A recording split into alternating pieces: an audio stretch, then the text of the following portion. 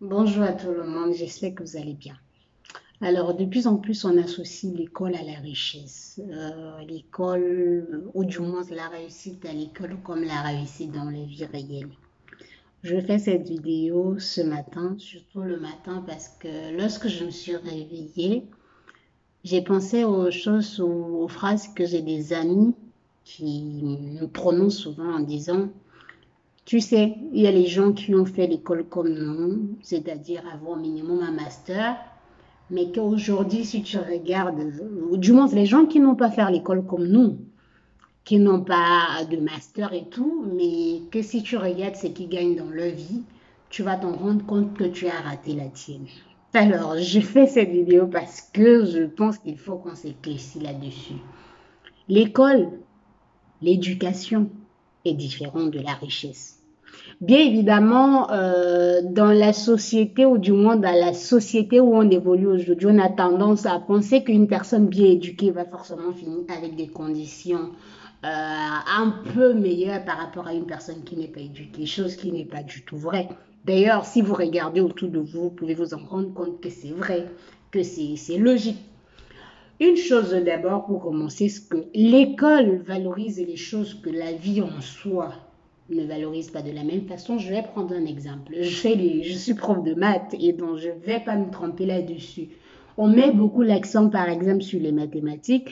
Oui, bien évidemment, tout est mathématique et tout. Mais les relations humaines, vivre dans une vie, c'est pas juste uniquement les maths. On utilise les maths par la suite, mais par exemple, pour pouvoir communiquer avec les gens, pour chercher un travail, pour avoir cette facilité, par exemple, à côtoyer le monde ou à aller vers les autres, il faut d'autres talents. Ça, c'est pas les maths. Ça n'a aucun lien avec les maths. Or, dans l'école ou dans la majorité des cas, dans nos enseignements étudiés, évidemment, il y a les écoles qui essaient vraiment d'arranger les choses, c'est-à-dire valoriser tout type de talent.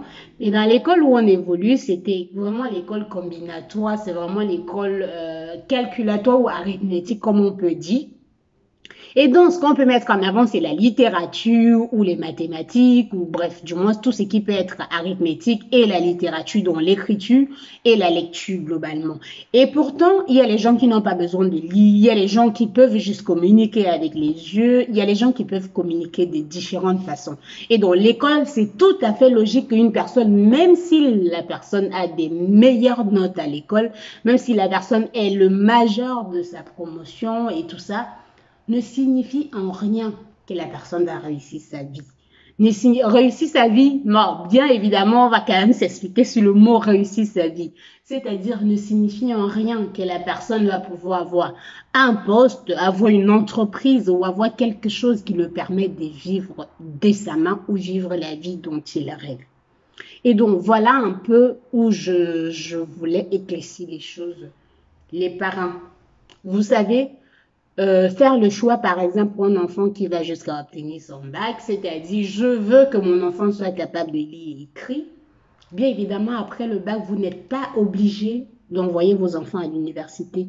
Vous pouvez envoyer vos enfants directement travailler ou faire autre chose, ou du moins se former de façon pratique. Parce que je peux vous assurer, c'est pas pour insister à insulter ou c'est pas pour mal parler du système universitaire. Je le rappelle toujours sur cette chaîne YouTube. Après mon master, je ne pouvais rien faire. Or, vous voyez que le système entraîne un peu dans la majorité des cas. Le système surtout public. Hein. Je ne vais pas m'attarder sur les universités privées ou d'autres universités qui sont par exemple considérées comme professionnelles, même si ce n'est pas toujours le cas. Mais je pense que si vous voulez une bonne direction dans la logique de vos enfants, à la limite, vous pouvez encore aller jusqu'en terminale. Pourquoi même forcément jusqu'en terminale? Si vous voulez juste que votre enfant travaille, c'est-à-dire lire et comprendre, ça serait suffisant. Le reste, c'est la culture. C'est-à-dire, si tu es capable de lire, tu peux te cultiver. C'est-à-dire, lire les histoires, garder les choses en tête et tout ce genre de choses. Donc, si tu es capable de lire, c'est déjà bien. Et c'est d'où vient le côté où tout le monde est important. Parce qu'il faut bien évidemment les gens qui vont être capables de créer, les gens qui vont enseigner comme moi, et tout le monde ne peut pas dire j'ai envie d'avoir ce genre de vie. Il faut qu'une personne travaille pour les autres, de toutes les façons. Donc là, on est d'accord sur le point qu'il y aura toujours quelqu'un qui va travailler pour l'autre. Et donc, on peut exclure en disant, ouais, je ne veux pas devenir tel dans la vie si je fais les études.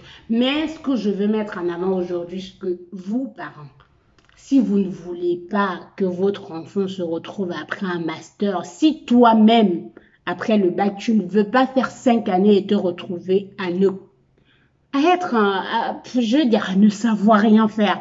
Parce que, comme j'ai dit, après le master, bon, en dehors d'être capable d'enseigner, je vois pas ce que je pouvais faire d'autre. Oh, bien évidemment, je faisais plein d'autres choses à côté, ce que je ne cite pas parce que c'était une formation que je faisais personnellement. Donc, quand je dis que je ne pouvais rien faire, c'est-à-dire si je me concentre sur ce que j'ai eu à l'école, euh, je ne pouvais rien faire. Alors, vous voyez, de la CIL, bon, j'ai pas fait de maternelle, de la CIL jusqu'au master, ça fait combien d'années? Et après autant d'années, je ne suis pas capable de travailler ou je ne suis pas capable d'aider ma communauté, si je peux dire ça comme ça. Et c'est quelque chose qui est grave. Alors, aujourd'hui, j'ai trouvé d'autres moyens d'évoluer et tout. Mais je pense que pour son existence ou pour quelqu'un qui vit, on n'a pas besoin d'attendre aussi longtemps pour arriver à trouver quelque chose à faire. Et donc, ça, c'est juste un point de départ sur la réflexion.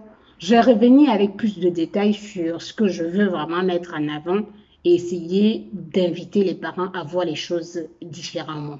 On se retrouve à très bientôt pour une nouvelle vidéo.